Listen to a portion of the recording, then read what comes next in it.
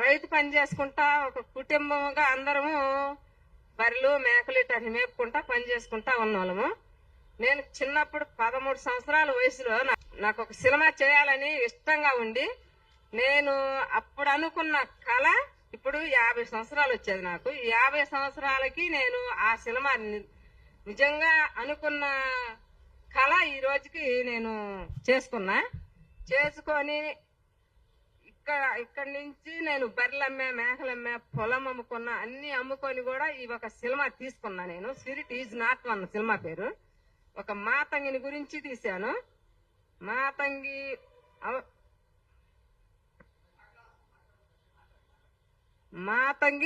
వస్తుంది. ఈ శిలమ ఎందుకు వచ్చిందని కూడా మీరు అంటారేమో. నాకు ప్రేమతో నా శిలమ నేనే పట్టుకుంటా దగ్గర. నేను శిలమ తీసుకొని బాగా ఆడాలి అని చెప్పి 10 మందికి తెలియాలని కూడా నేను బాగా మరీ కోరుకున్నా.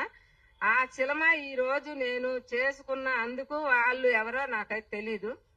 నా శిలమకు బర్రెలు మేకలు పొలము అన్ని అమ్ముకొని రూపాయికి రూపాయి సంపాదించుకొని పట్టుదలతో నేను సినిమా చేసుకొని ఇంతవరకు వచ్చా. నేను నాకు 50 సంవత్సరాలు వచ్చాయి. ఇప్పుడు నా సినిమా ఎవరో నాకైతే తెలీదు.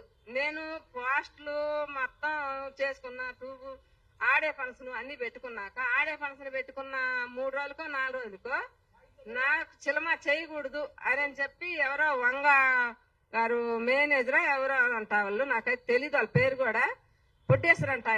ఆయన గారు నాకు మా ఇంటి నెంబరు, మా డోర్ నెంబరు, మా ఊరు నెంబరు మొత్తం తీసుకొని మా అబ్బాయితో ఇప్పించుకొని మొత్తం తీసుకొని నాకు ఒక నోటీస్ పంపించారు. నేను మా ఊర్లో డబ్బులు కూడా అడిగి పెట్టుకొని వచ్చా.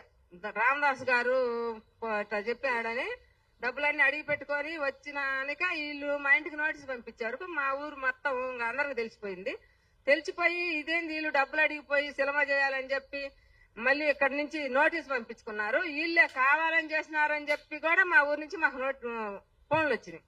మేము చేసుకుంటాం స్వామి, మీరేదో ఇట్లా అంటున్నారు, మేము సినిమా రిలీజ్ చేసుకోవాలని చెప్పి పోస్టులు మొత్తం తయారు చేసుకున్నాము, అందరితో మాట్లాడుకున్నాము. మేము మే నెల 22 రిలీజ్ అని కూడా మేము అందరికి చెప్పుకుంటా వచ్చినాము. మేము ఈరోజు 23 మాకు నోటీసు పంపించే వరకు మాకు ఇబ్బంది అయిపోయి మేము వచ్చే రూపాయి రాక మేము ఈరోజు చాలా ఇబ్బందులుగా ఉన్నాము. మా ఇబ్బంది కూడా ఎవరికి తెలియదు కూడా మేము ఈరోజు మీడియా ముందు చెప్పుకుంటున్నాము. మంచిగా చెబుతున్నా నేను. నాకు ఇచ్చిన నోటీసు ఎవరైతే వాళ్ళు ఇచ్చారో ఆ నోటీసు తిరిగి తెచ్చి మళ్ళీ నాకు పంపిమని అడుగుతున్నా.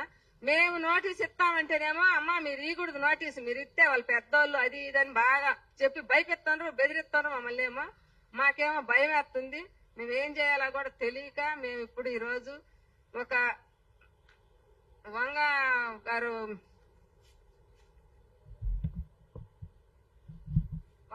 ఆయన పేరు వంగ గారే, నాకైతే పేరు తెలీదు. ఆయన గారిని కూడా నేను మరీ ఏడుకుంటా ఉన్నాను. ఈ రోజు నాకు మంచి వాడు ఆయన మీ కష్టం చూస్తే మిమ్మల్ని మీకు న్యాయం చేస్తాడని కూడా అందరూ కూడా నాకు ఇద్దరు చెప్పారు. నాకైతే తెలీదయ్యా వాళ్ళ ఎవరో కూడా. ఆయన ప్రభాస్ గారు కూడా మంచోడనే చెబుతా ఉన్నారు. మేము ఆయన కూడా ఏడుకుంటా ఉన్నాము. మాకు మంచిగా చెయ్యాలా, మాకు న్యాయం చేయాలని కూడా అనుకుంటున్నాము. మాకు న్యాయం చేస్తే మేము ఈ నుంచి ఊరికి పోగలుగుతాం, లేకపోతే మేము పోలేం కూడా.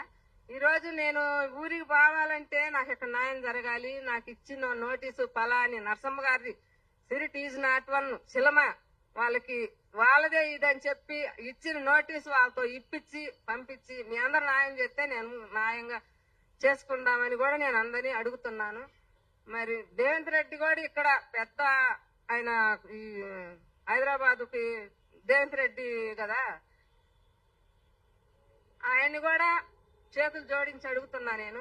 నాకు ఒక చదువు లేని దాన్ని రైతు పని చేసుకుంటా, ఒక కూలి పని చేసుకుంటా నేను ఒక సినిమా చేయాలని కూడా కష్టం కాకుండా నా ఇష్టంతో చేసుకున్నా. మా ఇంట్లో మా పిల్లోలని మా ఆయన్ని అందరినీ కూడా ఒప్పించుకొని సినిమా చేసుకున్నా.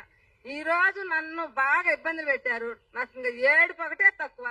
నేను ఏడ్చినా కూడా నాకేం అవ్వదు. ఏం చేశాను నా వల్ల ఏది కాదు. ఏ దారి లేదు, అన్ని దారులు మోసపోయాను. ఏ దారి పోయి అడగాలని కూడా ఎవరు నాకు డబ్బులు ఇరు, ఈ నెల కాబట్టి ఈ తీపి నెలని నేను సినిమా రిలీజ్ చేసుకుంటా, నాకైతే అందరూ కూడా సాయం చేయాలని కోరుకుంటున్నా. పవన్ కళ్యాణ్ కోసం కూడా నేను పోయినసారి ఒక సంవత్సరం కిందట ఆయన దగ్గరికి పోయి నాకు అయ్యా ఒక పాట రిలీజ్ చేయి అని అడుగుదామని దగ్గరికి పోయినా 10 రోజులు ఆయన కాడ కూర్చున్నందుకు ఆయన కాడికి ఎవరు నన్ను కూడా పానీలేదు. ఇంకా నాకు ఆయన సాయం నాకు అందదేమోలే, ఆయన ఒక దేవుడు అనుకొని పోయా, నాకు సాయం అందదులే అని చెప్పి నేను ఇంటికి వచ్చా. ఆ రోజు ఈ రోజు నాకు ఒక నోటీస్ వచ్చి నా సినిమా ఇబ్బంది పడింది, నేను కూడా ఇబ్బంది పడ్డా. నేను ఒక రైతు కుటుంబంలో పుట్టా, ఒక రైతుని. ఈ రైతుకి మీరు రైతులంటే చాలా బాగా ప్రేమగా చూసేవాళ్ళు, ఈ రైతుని చూద్దామని కూడా నేను అడుగుతున్నా నిన్ను. నువ్వు ఎక్కడైనా ఉన్నా గాని పవన్ కళ్యాణ్ గారు నన్ను మంచిగా చూస్తాడు ఆ సార్ అని నేను మరీ కూడా అనుకుంటున్నా. నాకు ఆయన వచ్చి చేస్తాడు ఒక న్యాయం అనుకుంటున్నా. మరి భేదాలను చూస్తే చాలా ప్రేమ కలుగుద్ది ఆయనకి. నిన్న ఎవరో నేను చూసా ఒక వీడియోలో, ఎవరో ఒక అమ్మాయి బాగాలేక పండుకొని ఉంటే అమ్మాయి ఏదో కోరినదని ఒక కుక్క పిల్లని చేసుకొచ్చి కూడా ఇచ్చి ఆయన భలే మంచిగా ఆయనకు చూసిండు. నన్ను కూడా అట్టే చూస్తాడని నేను చెప్పి నేను ఈ రోజు మరీగా కూడా ఆయన్ని కోరుకుంటా ఉన్నా. నాకు మంచిగా సాయం చేయమని అడుగుతున్నా. నాకు డబ్బులైతే ఎవరిని నేను అడగను, నాకు సాయం ఒకటే కావాలనుకుంటున్నా. నేను ఆ రోజు నుంచి ఈ రోజు కూడా కష్టపడి రెయ్యింబగులు బర్రెలు మేకలు ఇంటి ఇలపాదులు అందరం కూడా బాధపడ్డా. డబ్బులన్నీ కూడా ఈ సినిమా పెట్టి తీసుకున్నాను. ఈ రోజు ఈ సినిమా నాకు ఆల్లో కాదు ఓటీడికైనా అమ్ముకుంటేనే నాకు జీవం ఉంది, లేకపోతే నాకు ఏమీ లేదు, తినటానికి కూడా లేదు. లేని టైంలో ఈ రోజు నన్ను ఇబ్బంది పెట్టారు. వాళ్ళ ద్వారా మీ అందరూ కూడా నాకు ఒక సాయం చేయమని కూడా అడుగుతా ఉన్నా నేను మరీగా కూడా.